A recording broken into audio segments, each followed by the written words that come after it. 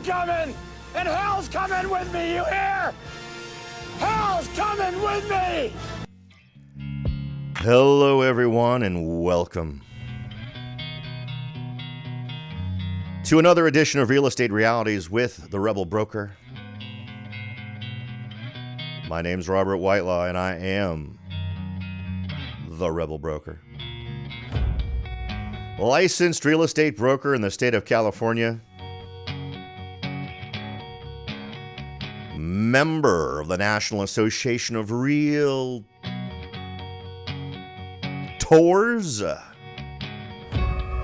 But please, don't hold that against me. Here we are, folks. I hope you all had a fantastic holiday last week. Since my usual Monday fell on a holiday last week, I went ahead and skipped last week's show. It was super busy. Had a lot of cool things going on. Really good friends were getting married in Disneyland, so I had to go do that. Congratulations to them. Starting off a great life together. Looking forward to seeing how that unfolds for them.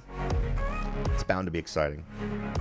I hope everything's unfolding wonderfully for you.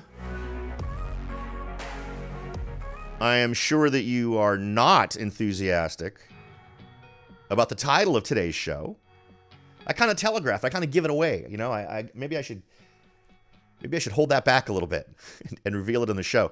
I think we're in trouble for 2023, folks, and I'm not alone. But I have been looking at a variety of things. You know how when I put shows together, this is one that's been bouncing around in the back of my mind for a while as data has sort of accumulated.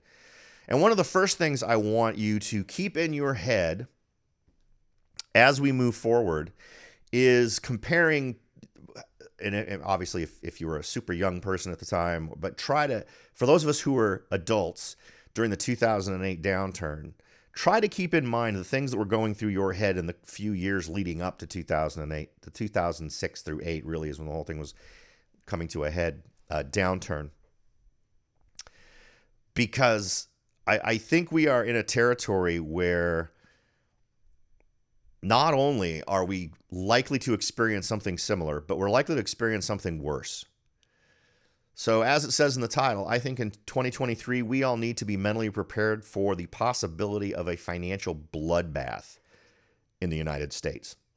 And we're going to get into that. The first thing I want to throw out there for you to think about, I've got articles for everything we're going to talk about today, except for this one. This is one we've talked about 100 times in the past. You can check my old podcasts out for this. But one thing I want to make sure you understand is the difference between how credit was calculated prior to 2008, 2009. Everything the way we calculate credit ratings today started changing in 2015, 16, 17. Because today we're making the exact same mistakes relating to credit and embracing subprime lending, but we're doing it from the other side of the coin. So last time, we simply just ignored all the credit worthiness stuff. We had all these things. We had no doc loans, right? Don't bother. Just here's money. Go buy a house, right? Now, well, we've all learned our lesson, right? So wow, we really need to pay attention to credit ratings, and yet we get the FHA, we get Fannie and Freddie, we get these folks pushing for new programs that are just B of A is doing 0% down loans specifically aimed at subprime borrowers. That's number one. Number two, the way credit ratings are currently calculated is not the way it was back in the olden days, back prior to 2008. We've screwed with the way that gets calculated. Things that never used to contribute positively to your credit rating now do, like your phone bill never positively contributed to your credit rating because your phone could be turned off, right? It's not a trust relationship. It's you pay us, we will continue your service. You stop paying us, we'll turn your service off. So your phone bill, your water bill, your electric bill, all things could simply be turned off if you don't pay. That's not an acknowledgement of credit worthiness. That's a carrot and a stick scenario. But now that counts towards a positive credit rating. Other things that aren't counted are medical debt. If you have medical debt, that doesn't count negatively towards your credit rating. So feel free to check out my past shows on it. I've got shows where I link to the articles involved. But keep in mind, there's one thing you'll want to do a search on, and that's to discover the time when articles were coming out over the summer about, wow, let's celebrate the fact that credit ratings have increased 20 to 30% across the country. What a wonderful thing. Without any explanation as to why. Because there was no explanation. At least there was no explanation anyone wanted to actually share. The explanation was we've changed the way we calculate the credit rating. It had nothing to do with a mass move to educate people on financial responsibility or to teach people how to manage their money well. None of that. It was none of it was actually based on good credit worthiness. It was all based on needing to change the way things are done so that we could still say we're doing our due diligence by looking at credit ratings, but now you're screwing at the things that feed into credit ratings. And the reality behind that is you need to lubricate the financial machine. And the way banks make money is by lending it. That's why you pay a % interest rate. So by doing that, you are feeding the banks. Sadly, when those things go wrong, we tend to get left with the bag. Us meaning the royal us, all of us who are taxpayers in the United States. So keep that in mind as we move forward, because I think that is one more facet of the stage that's being set for 2023 and what we're going to see. Because with all of the dramatic increases in home values and the dramatic increases in loans as a relate, right? We've broken all kinds of records in terms of the amount of indebtedness. And we've done it not only in homes. Over the last 2 years, we've done it with automobiles as well, which I think is going to play into this. So let's go ahead and jump in. We're going to first hit the articles, and then I've got a very interesting tidbit for you as we wrap up this data with some what I consider to be shocker data. We're going to talk about it in great detail in this month's Coffee and Real Estate. So remember, the third Saturday of every month is Coffee and Real Estate. And if I'm not mistaken, that's this Saturday. So this Saturday at 10 a.m. Pacific, make sure to join me on Facebook or YouTube or LinkedIn or Twitter. I don't think you can ask questions on Twitter, but join me. We're going to have a conversation about these numbers and all the numbers relating to what's happening with home values for Santa Clara County, San Jose, Morgan Hill, Gilroy, and then all the other news that's currently bouncing around relating to real estate, and have an opportunity to chat back and forth. Happy to answer your questions. So make sure to tune in for that Saturday, 10 a.m. So I look forward to seeing you there. All right. Here's another one to feed the beast. Now, we already had a discussion a few shows back about unemployment numbers and delved into them more responsibly, as I like to usually do, but I shared with you the headlines, should have taken my own advice and looked more deeply into them. The kinds of jobs that we gained that fed those headlines that had everyone so happy were not the kinds of jobs that feed people who will be able to buy homes. It's not the kind of jobs that are going to be able to save a lot of money for that down payment or earn enough money per month to make that mortgage payment. These were jobs that tend to be temporary gigs. So my theory, and this has been proven out years in the past, this isn't a new thing, that most of these jobs that were such a big win are going to go away at the end of the year. So just organically, because seasonal jobs are what fed the most recent positive employment numbers, we're going to lose those once that season ends, and that's going to be right after Christmas time. Best Buy, Ford Motor, so that sets that stage. Now, as a completely separate thing that is simply going to make this loss of jobs hold deeper, we can now look at 50% of employers expect job cuts, according to a survey from Pew Research. And they're not even disputing it.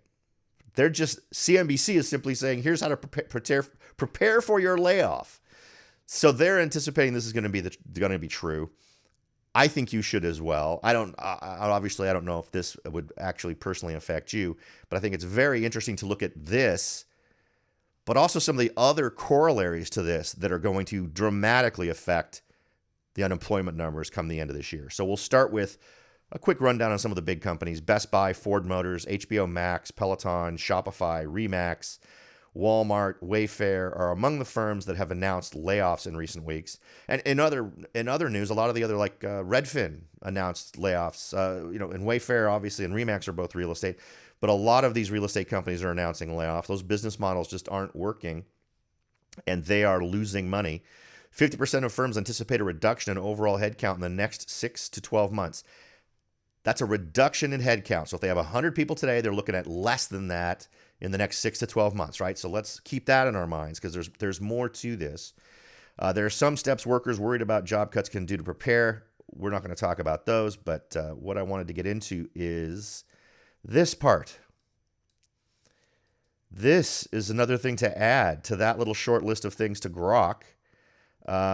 Meanwhile, 50% of firms are anticipating a reduction in overall headcount, while 52%, more than half, foresee instituting a hiring freeze. So we've got 50% saying we're going to lay people off, 52% saying we're not going to hire anyone new, and 44% saying they are planning to rescind job offers according to the survey. So let's think about rescinding job offers. Now, that's not a way out there thing. Now, I suppose if you're in college and you got a job offer to start in June of next year, that might be some of these.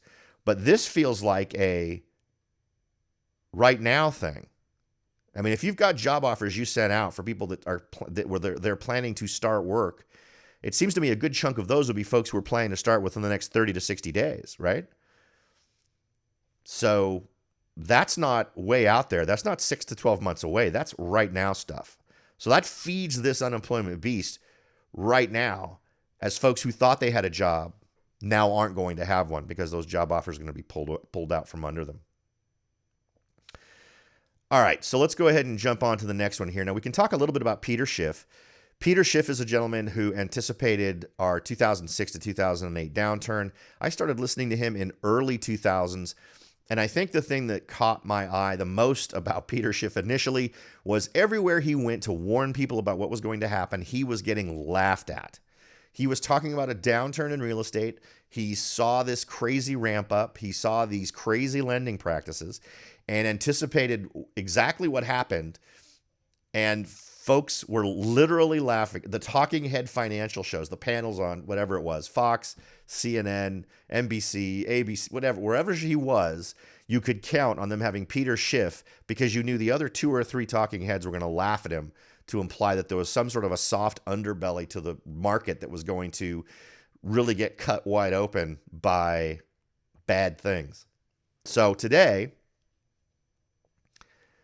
Peter Schiff has a few more choice words for us. He warns of a massive financial crisis, which he expects to be much larger than 2008 when it starts. And he is thinking of it from a real estate standpoint in a lot of ways. That'll become clear when we sort of get some quotes from him here in a second. Let's see. Speaking on Kitco News broadcast, Schiff explained in a greater detail why he thinks America's economic downturn will be more ugly than 2008's economic decline. Schiff says if the Federal Reserve keeps raising interest rates, then a financial crisis is inevitable. 2008 was about bad debt, he said.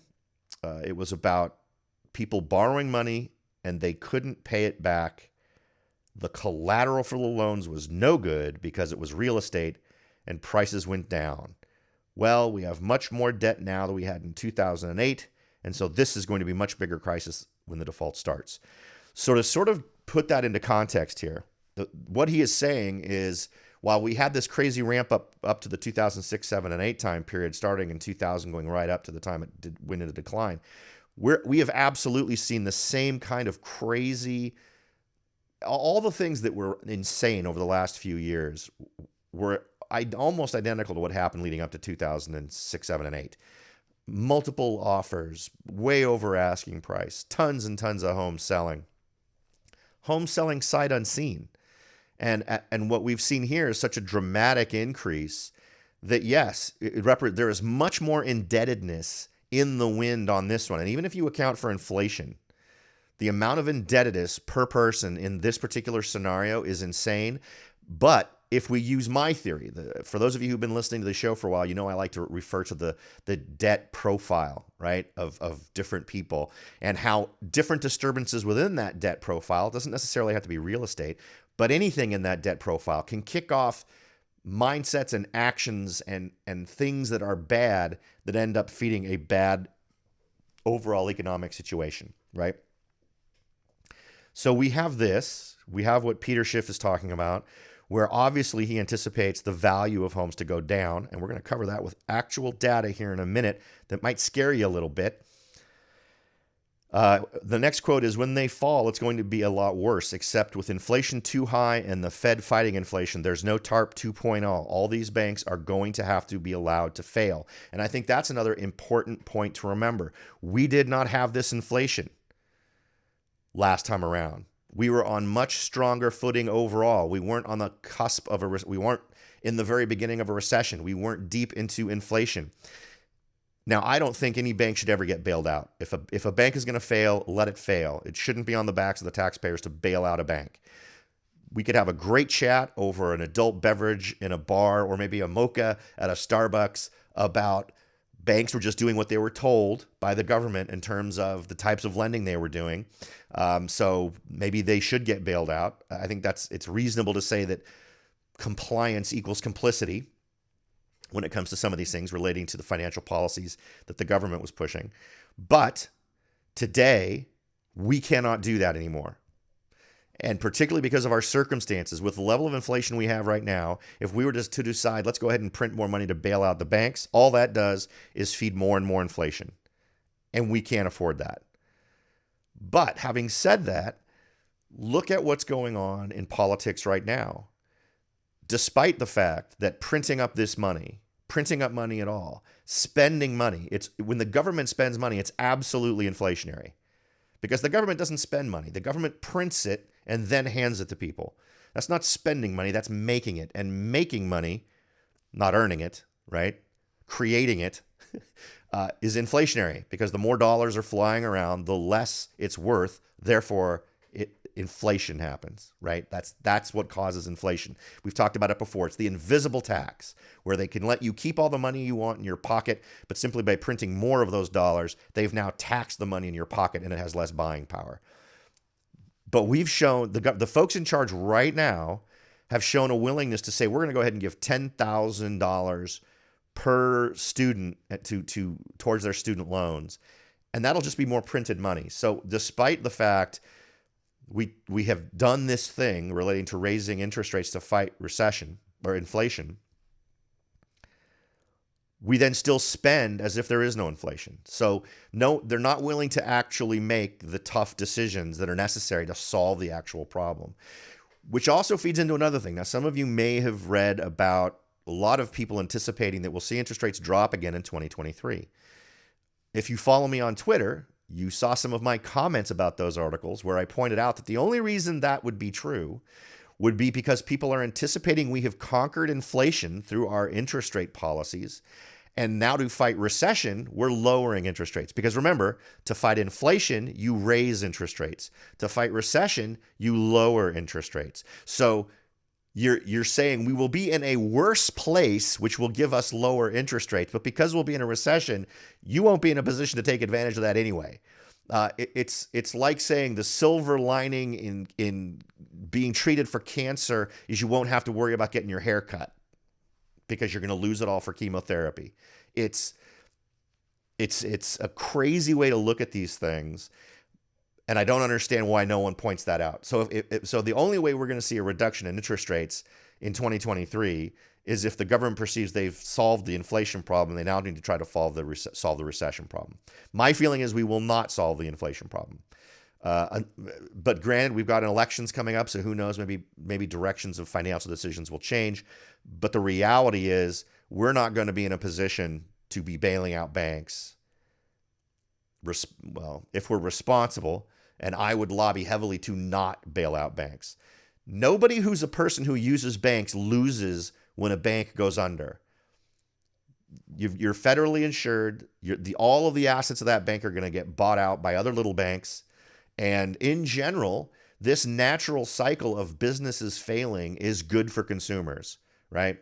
It's a natural process of businesses being born, existing, doing their thing, and either continuing to flourish through smart decisions or making some bad decisions and dying off, and the other businesses around them consume them, right? So in general, that tends to feed better things for consumers. So now we've talked about home indebtedness as it relates to this. Let's talk about auto loans.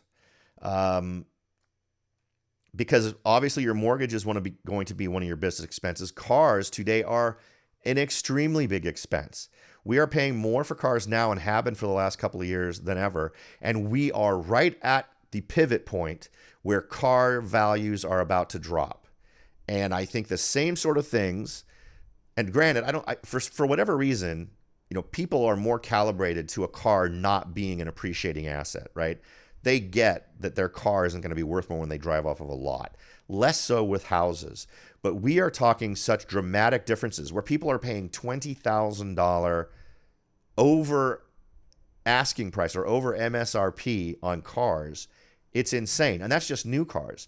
Used cars, same experience where you're paying way too much for these money pits. I mean, remember, a car is nothing but something you spend money on once you earn it, right? You're either feeding it with gas, you're feeding it with electricity, you're feeding it with new tires, new brakes, you're getting it serviced, all of these things, car insurance.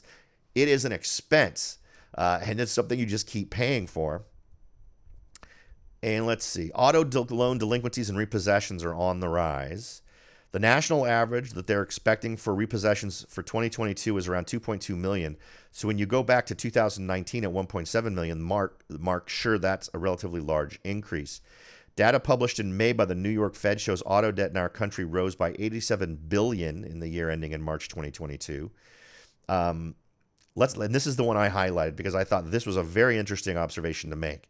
There is no federal database that tracks auto loan default or repossession numbers, but there are entities that take snapshots. In June, Ford's CFO said delinquencies were increasing, and in August, the auto news site Jalopnik did an analysis that showed car repossessions are up 11% among subprime borrowers since 2020 and have doubled from 2% to 4% among prime borrowers or those with good credit scores. And the representation of subprime lending in the auto industry is profoundly overrepresented, even compared to the home industry. And obviously your credit rating also feeds this. So what we have now is a scenario where a debt profile for someone, if they don't own a home, for the next biggest thing that they can pay money on, this is happening. And let's take a little look at what has fed this. This is Manheim. And what we're going to look at first is the Manheim Used Vehicle Value Index as of August 2022. Now look at this going all the way back to 1995, where this remained, on average, relatively flat. In 2011, it kind of went up and hovered right around here for a while. Then in 2018, it kind of went up a little bit. Then in 2021, it goes insane. And now we're seeing the downturn. Just in the last month, used car values went down 4%. So if this goes back to any kind of normalization, it goes back down to right around here. So what happens when people are holding paper who have a loan on a car for an amount of money that suddenly sees this amount of depreciation? Now, do people even notice? I don't know. I think it's a bad thing. I think the probability of, particularly when now they find out for $30,000 less, for $20,000 less, they could now acquire the same car they've got.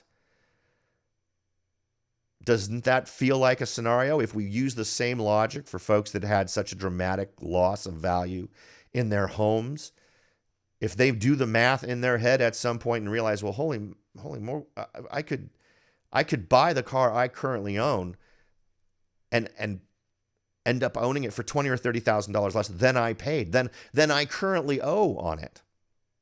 Now, it's going to depend on how much they owe. There is an awful lot of low money down loans in the car world, and subprime securitized loans are a thing in the car industry. So the thing that we got totally beat over the head with in 2006, 7, and 8, in terms of securitized home loans, subprime home loans, just insert car for home, and those are the exact same kinds of things that have now happened over the last 2 years with used cars. It's a bit of a shocker, and I think it absolutely contributes to an even faster decline. Now, next I want to hit you with numbers that are just coming out. These are the numbers for August. I ran these the first week of September. So check these out. I realize they're not super sexy, but boy, are they scary. So what I want to draw your attention to is this stuff right here. The average sales price. We're comparing it for Santa Clara County, San Jose, Morgan Hill, and Gilroy. The one I want to pay attention to the most, and the reason these are red is because these numbers are lower than what the list price was, meaning that the average sales price was lower than the average list price. So sellers expecting to get a certain amount of money, but on average getting less. So that's only been true now for the last 2 or 3 months, where we were starting to see homes selling below list price on average. For the very first time in August of 2022, from year to year, we are now seeing the average sales price in Santa Clara County is down 0.4%. This is the pivot point I've been talking about for weeks. We are now there. I talked initially about how we would see a dramatic slowdown in the rate at which home values increase. That has happened. We saw that happening month after month. And I was discussing those with folks during Coffee and Real Estate. I was discussing them in my market analysis I did for Morgan Hill and other cities last month. There will be more market analyses coming this month based on last month for Santa Clara County, San Jose, Morgan Hill. The usual suspects with more. I've got really good responses to the market summaries, market reports for different cities, summarizing the month. But take a look at Santa Clara County in general, down almost 0.5%. San Jose down 1.3%, with Morgan Hill still seeing a 4.1% increase from the same time last year, and Gilroy seeing an 18.9% increase. This is an interesting one, and I'm kind of looking forward to seeing why that. I'm going to look more deeply into those Gilroy numbers, but this is really what you need to pay attention to. We are now at a point where where I am seeing negative numbers for the change from year to year in Santa Clara County. And that's a reliable number. That is the whole county. That includes all of the cities listed below, plus a bunch of others. So because it's such a high volume of data that's being churned with this, I mean, thousands. So the data pool is big.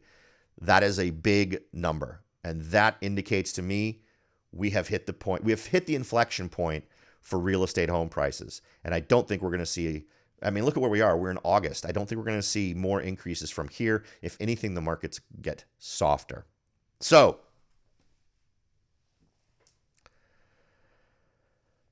that is really the data that I think is most important to focus on. I think if you've got other data, I would love to hear it and see it.